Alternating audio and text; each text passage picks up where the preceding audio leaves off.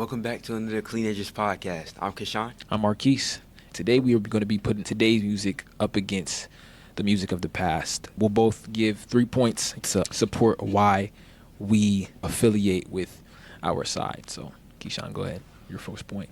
I think music from the past is a little bit better than what it is now, mainly because I think today's music is more about bad stuff. Yeah. It's more like bad stuff and not good stuff. So Yeah, I feel what you're saying.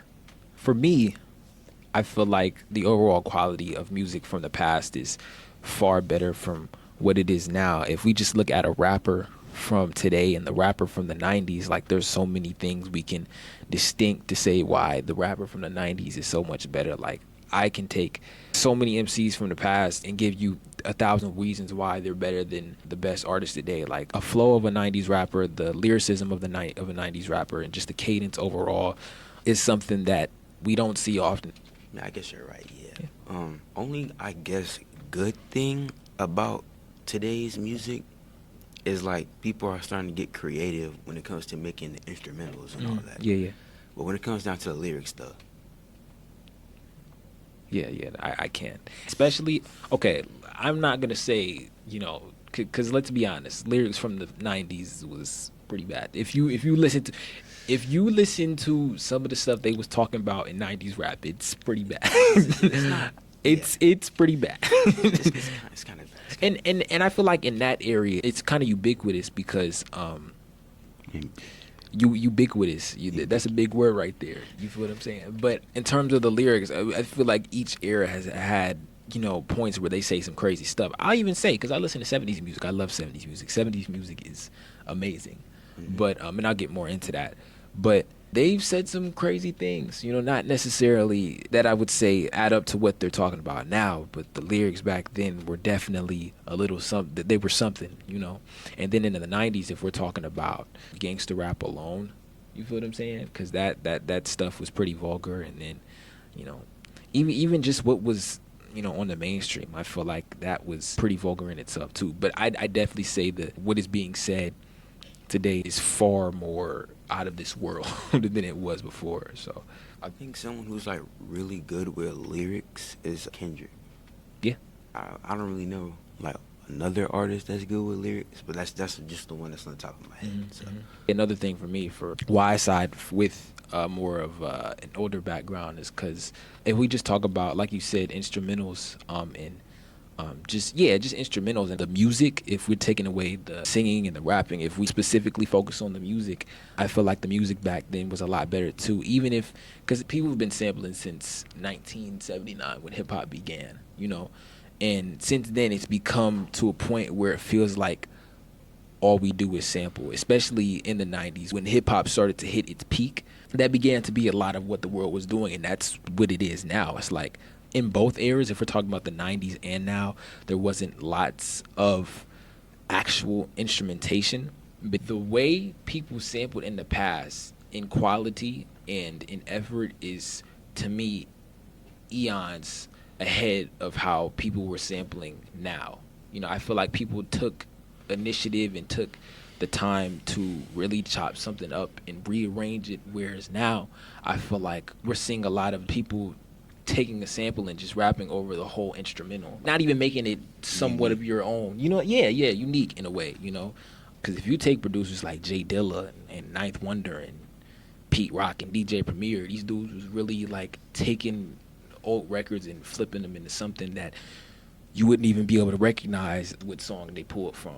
And I feel like that's what separates it now. I feel like now I've seen a lot of examples where people are literally just taking the instrumentals, not chopping it up, not speeding it up, nothing like that, and just taking that as it is. I also feel like if we talk about the 70s in general, the variation in that music is like some of the crazy stuff I've ever seen.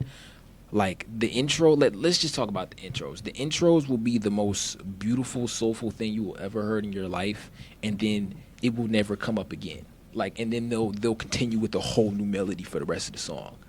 And as someone who has tried to like literally to come up with a melody on my own, like that stuff is, to think of one so beautiful for the intro itself, and then to think of something for a verse, and then for a chorus, and then for a bridge, and then to change it up and to vary it up in each section, I feel like is crazy, and it's something we don't get now. I feel like instrumentation and actually learning how to play instruments is something I wouldn't say is a lost art, but we could find ourselves seeing it as a lost art soon if we don't get back to that. And I feel like that was the best it had ever been there. So yeah.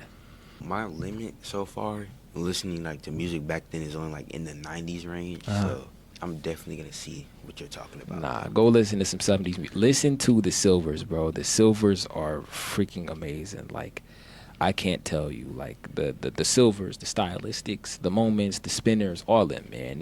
They're all amazing. You know, another factor that plays into the older music being better to me is the fact that people did it for the craft. Like, people did it because they truly loved what they're doing, and I feel like now a lot of it is just for fame and fortune and money. And there are truly a lot of people out there who do love their craft, and I appreciate those people so much. And I'm not saying that it's non-existent, but somebody who was making music back in the 90s, like they truly loved what they was doing. You know what I'm saying? And I feel like if we put that up against someone now, like, I feel like there's a better chance they're doing it for the money, or to do it for a placement, or to do it, you know, to be famous. And I feel like, you know, that's a lost art too, is doing it for the craft, you know, and that's something I'd like to see more.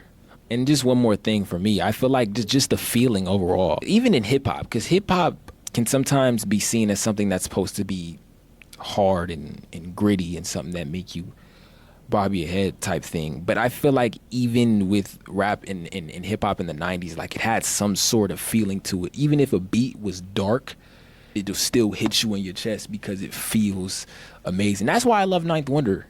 Ninth Wonder. Shout out to Ninth Wonder. The greatest producer to ever live. To ever live.